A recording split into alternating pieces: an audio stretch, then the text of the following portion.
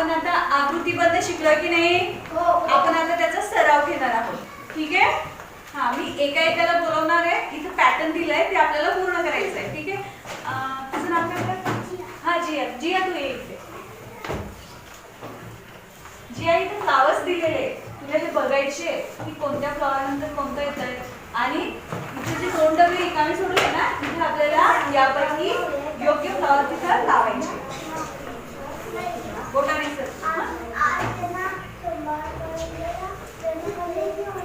सोहा, लक्ष दे.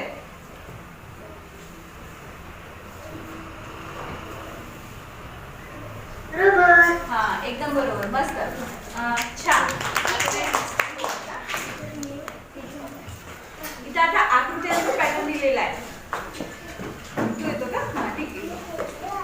हे बघ, ह्या आकृत्या बघून घे व्यवस्थित. त्रिकोण, चौकोन, गोल, त्याच्यानंतर काय येईल ते तिथे लावायचं बोटाने सर.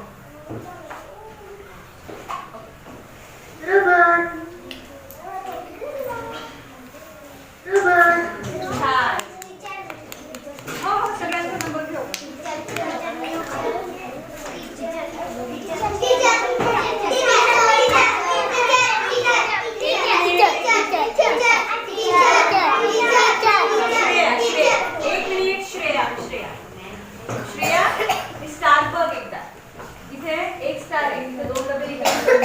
इकडं दिलेल्या स्टारवरून पॅटर्न समजून घ्यायचं आणि लावायचं.